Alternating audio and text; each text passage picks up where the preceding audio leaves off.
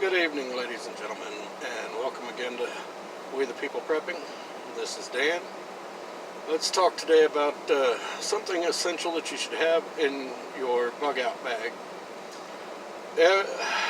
You should have either a notebook or a little 3-ring binder that has stuff in it like, well, I prefer to laminate the pages and use a 3-hole punch.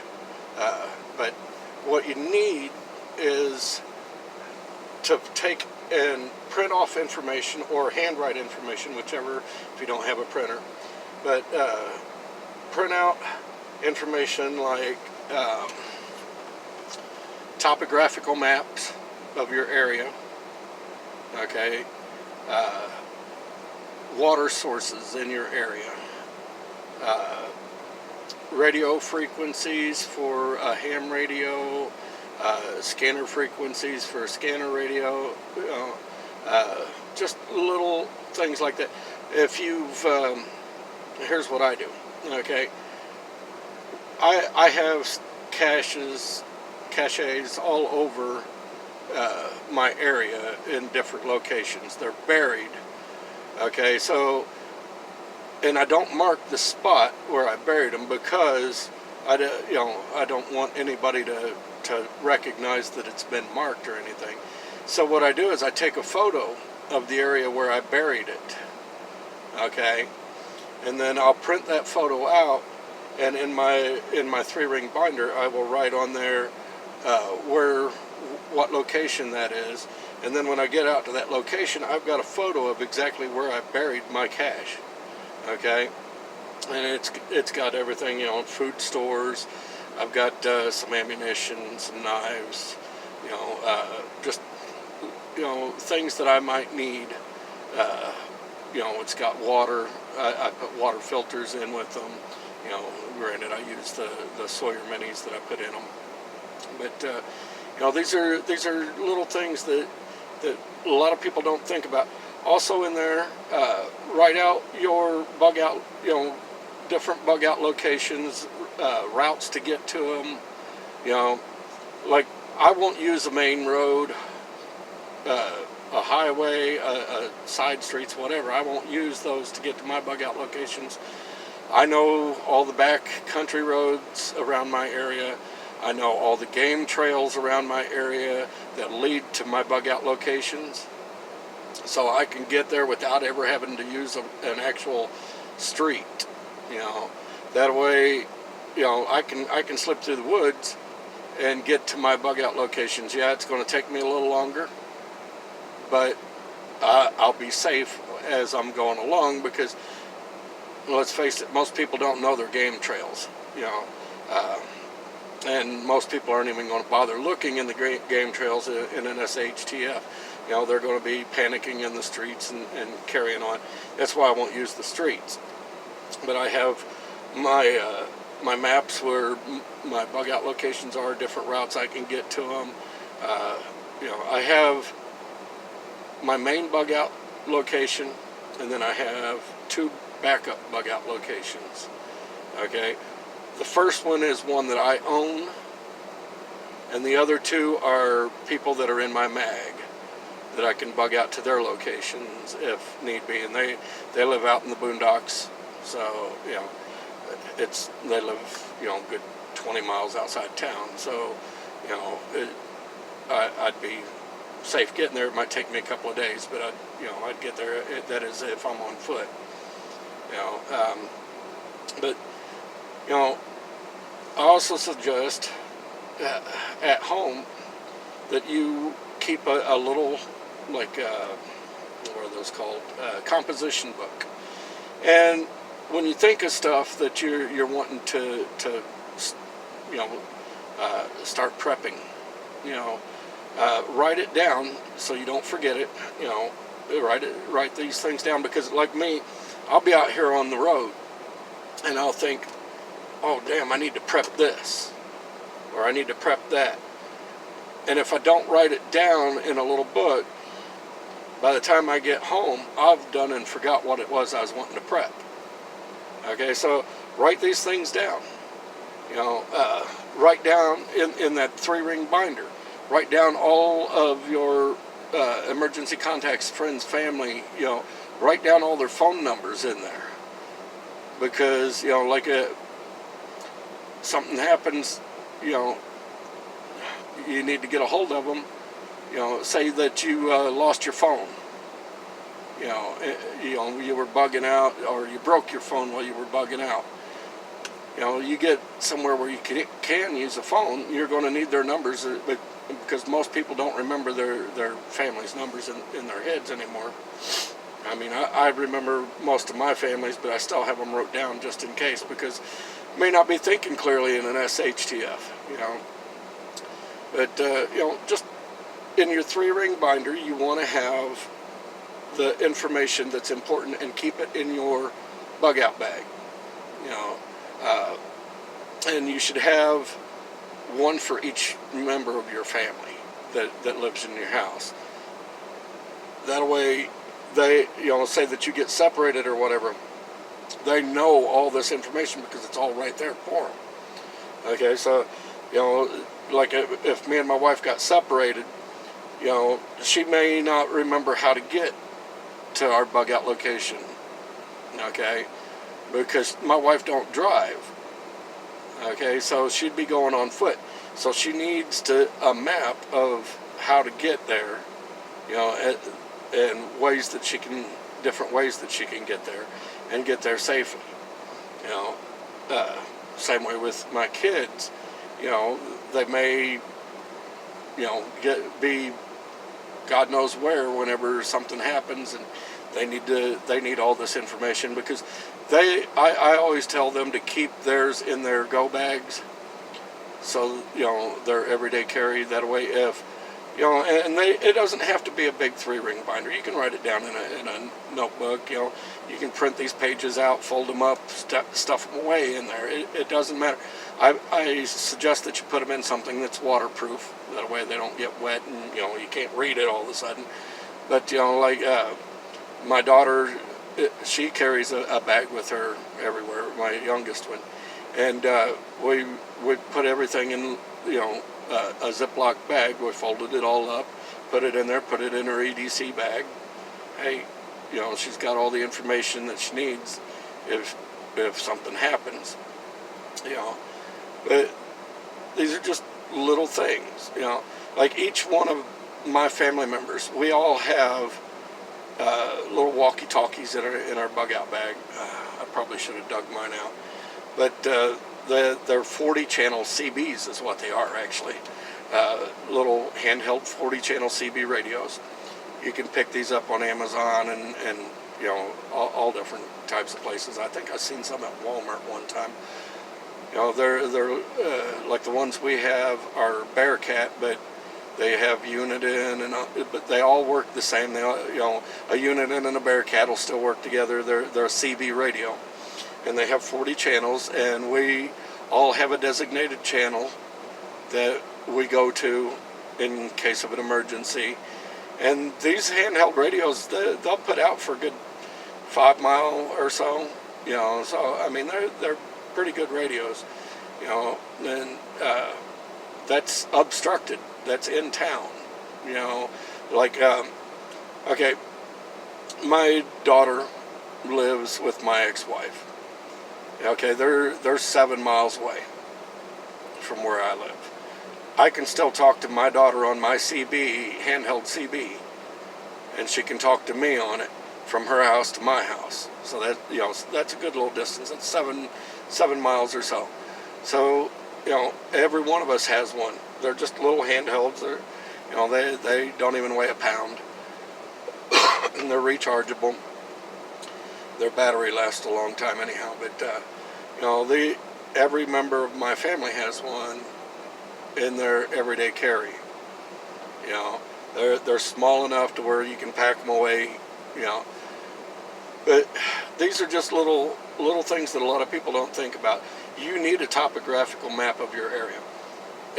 You know, just like my kids in all their EDCs, I've taught them how to use a compass.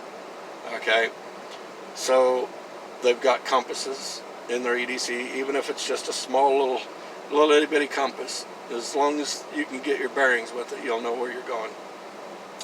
Uh, we all have our little handheld radios.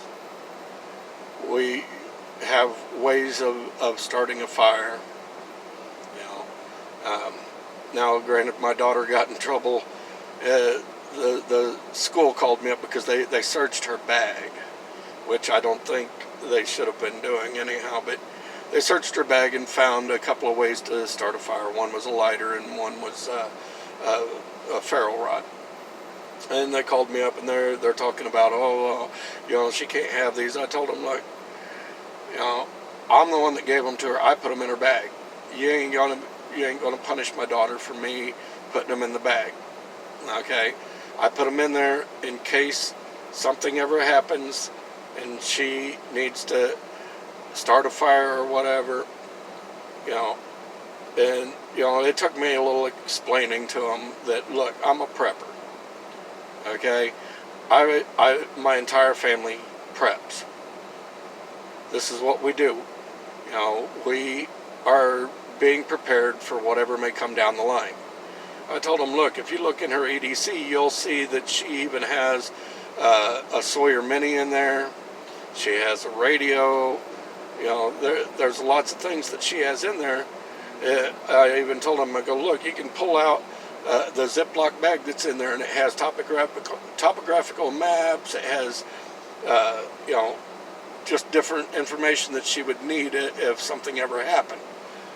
But it took about 45 minutes on the phone with them, and then they still wanted to see me in person. And they were throwing a fit about the lighter and stuff, and I told them, look, okay, I'll take the lighter out of her bag, but she's keeping the ferro rod, okay, and, that way she can't easily start a fire, but she can still start one if she needed to, okay. So they agreed to let her keep the ferro rod, but I had to take the lighter out. I think it's ridiculous. I mean, I carried a lot worse to school whenever I was her age, honestly. Hell, in high school, I drove to school and parked in the parking lot with a 12 gauge and a rifle in the back window of my pickup truck. And then there was a emergency revolver in the glove box. And I'd be walking around school with a knife on my hip. That just shows you how much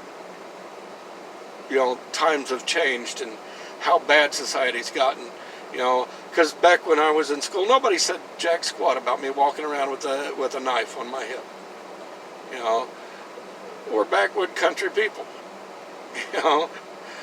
Everybody I knew at least carried a small pocket knife at the very least. And all of my friends had shotguns and rifles in the back window of their pickup trucks, and we've gotten that's the problem, is we took the discipline out of school, we took religion out of school, we took prayer out of school, which honestly, you'll never take prayer out of school. Anytime that there's a test, I guarantee you there's kids praying that they pass that test. So you'll never actually take prayer out of school. They may not do it publicly, but they're still praying, trust me. I know my kids pray that they pass every test because they don't want to have to deal with me whenever they would fail a test. I've only got the one that's left in school right now, but, it's it's a crying shame how much society has changed. I'm old-fashioned. I am old school. I'm on my third marriage, okay? Now, all three of my marriages, none of my wives ever had to work. I am the breadwinner. I make the money. I pay the bills. I take care of all that. Their job is to stay at home, take care of my home, my kids, and have a meal for me when I come in. They're still free to go and do things, that they want to do, but these are, just my beliefs is I believe it's better to have a parent in the home with the kids all the time rather than have both parents out working and the kids are being, watched by babysitters or what have you. You know, it's always better when there is at least one parent in the home with the kids at all the time. You know, I mean, yeah, it can wear on the wife's nerves, but like I give my wife's breaks. Weekends, hey, they sleep in, they go do what they want. I take care of the kids. It's that simple, you know. So, but I worked all week long, and then my weekends would be spent with my kids. I would, there was many a times, like with my first marriage, I would take the kids, and we would go out in the Jeep, and I'd pull some four-wheelers and dirt bikes behind me and everything. But we'd go out in the Jeep, and we would run the trails, we would ride the four-wheelers, dirt bikes, all that. We'd go fishing. There was many a weekend, like on a Friday night, I'd take the kids, we'd all go out camping out by the river. My kids didn't really care for it because I roughed it. I didn't go all glamping and everything,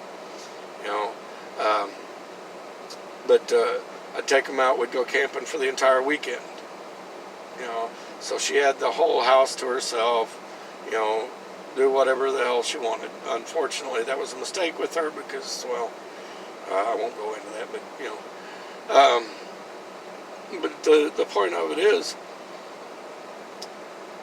we have strayed so far from our morals, from the values of the Bible.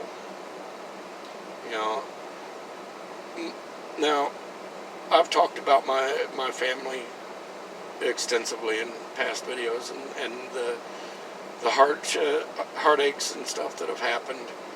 But, I was raised by my grandparents and my uncle and then various other family members, but mainly my grandparents and my uncle.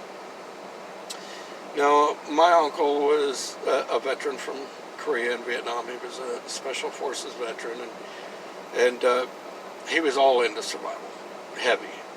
I mean, and he was all about the military life. I mean, if I stayed at his house for the weekend, every morning at 6 a.m. I better be up, my bed better be made, and he better be able to bounce a damn quarter off that bed at least a foot. And I mean, he was strict. But, the thing is, they taught me a lot of values growing up. They taught me how to conserve. They taught me the value of hard work. Because, I mean, my grandparents got custody of me at a young age. And, here's how bad it was. I begged my grandfather when I was 2 years old never to kill the runts. He was a hog farmer and a crop farmer, both. But I begged him not to kill the runts. What did he do? He agreed not to kill them, but I had to raise them, which means I'm out there bottle feeding them, and it taught me the value of hard work, let me tell you. And the first time I ever killed a chicken, I was only 3. I watched my grandmother do it and everything, and she asked me one day, she goes, do you want to give it a try? I was a little kid, I wanted to try. Oh, I couldn't wring its neck like she did. So she's like, step on its neck and just pull on its head, it'll come off. Well, I did that, and then it's all flailing around and everything, and I got flogged by it, got covered in blood, but, I learned a valuable lesson that day.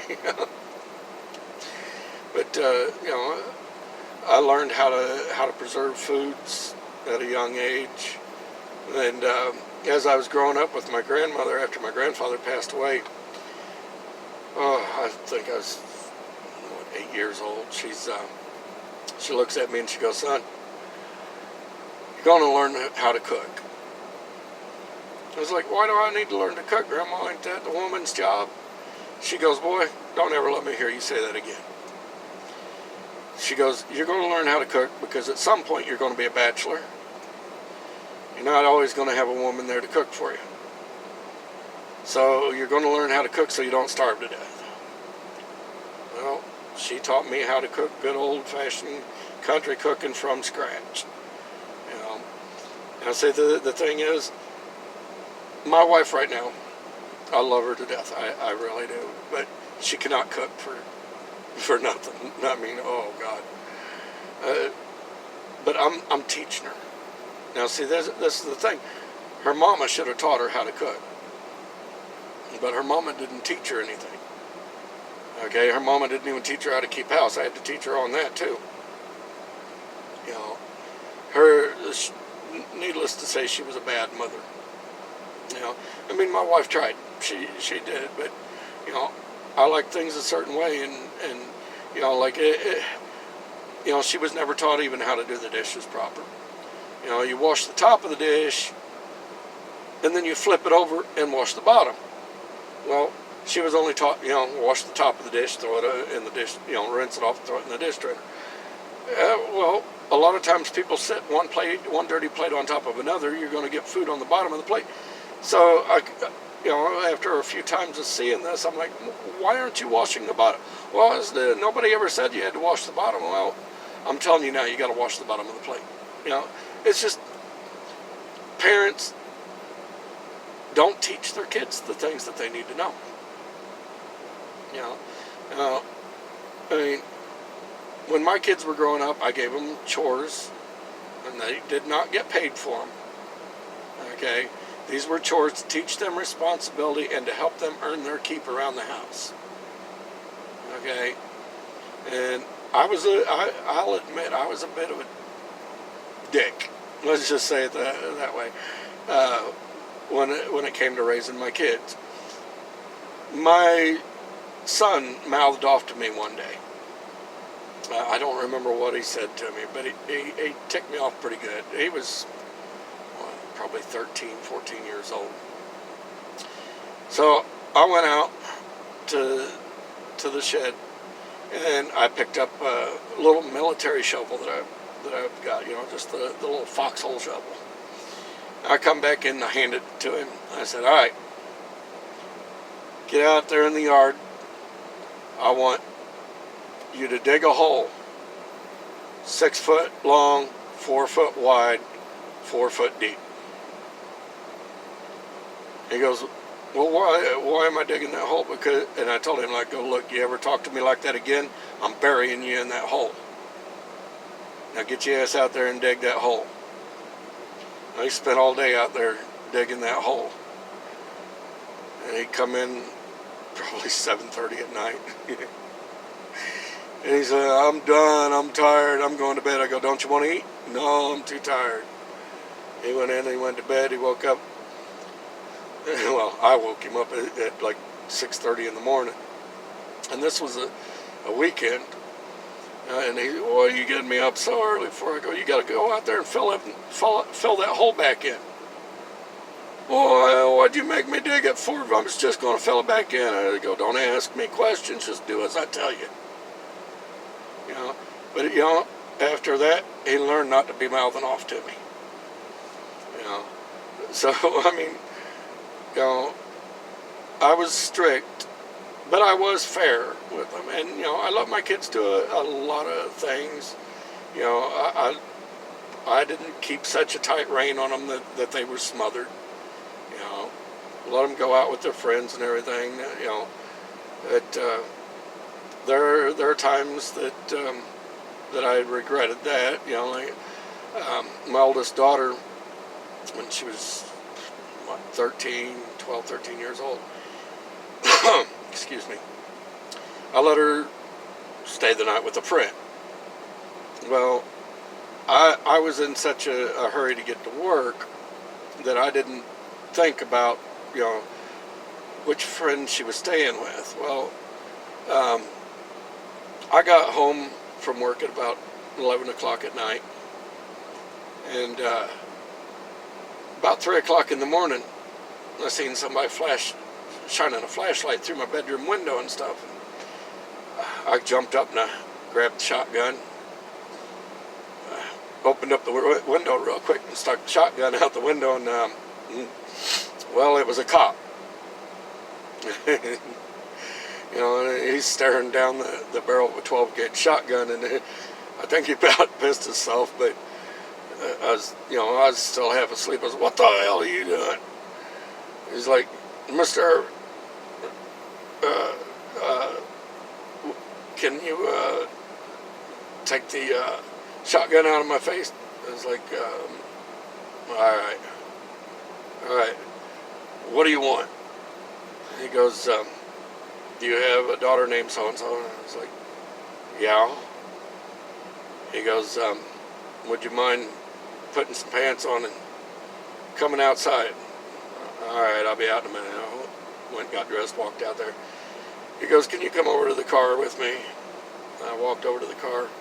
There's my daughter in the back seat of the car. And I was like, oh God, what did she do? Well, her and her friend snuck out, and they were out. It was an old rundown house that was abandoned, but still they went out and they vandalized this house. Well, luckily, the house was condemned anyhow, so it wasn't a big deal. But the fact is, she shouldn't have been out after curfew.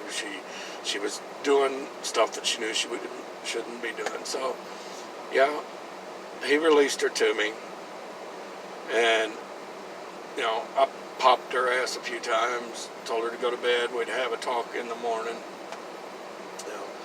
And she had 2 months of hard labor because of that. Made her really work around the house and help me split wood and stuff like that. So after that she learned, don't ever do that kind of stuff. But see, that's the thing. My kids grew up knowing the value of hard work. I taught them lessons about what happens when you get in trouble. And I taught them real values. All my kids know how to cook. They all know how to keep a house, do dishes and all that. Taught them how to balance a budget. See, that's the thing too, is they took home economics out of school. Okay, now when I was in school, you still had home ec. They taught you how to cook, how to clean, how to sew, how to balance a checkbook and all that. Just like they still had shop class. We did a lot of woodworking, metalworking. We rebuilt lawnmower engines and stuff in shop class. We worked on cars even. They took all that stuff out of the schools, and they wonder why the kids are idiots now. It just the stuff they teach the kids in the schools now is not what they were teaching you and me when we were in school. I guarantee it. When my youngest daughter graduated from the 8th grade, now see, in the 8th grade, when I was in school, you had to pass a U.S. and a state constitution and a flag test. And now, when she graduated the 8th grade, they didn't give her a U.S. Constitution test. They didn't even teach her the Constitution. Neither the state nor the federal. Okay? Didn't teach her about the flag, anything about it. Because I was asking her, I was like, well, did you pass your Constitution test? And she's like, Constitution test? What are you talking about, Dad? I was like, they didn't teach you the Constitution? Well, no, we never, we do world history. We don't do the U.S. history. And, there's a reason that they're doing this. They don't want them to know what their rights and stuff are. They don't want them to know this information because it makes it a lot easier for them to take away your rights. Every generation they dumb them down. Now when my generation's gone, who's going to know their rights and what the Constitution says? But I hope I've given you some helpful hints and a few things to think about tonight. If you like my channel and you like my content, please hit the subscribe and the thumbs up. Share my message with those around you. God bless each and every one of you. Have a good night. I'll talk to you later. Bye-bye.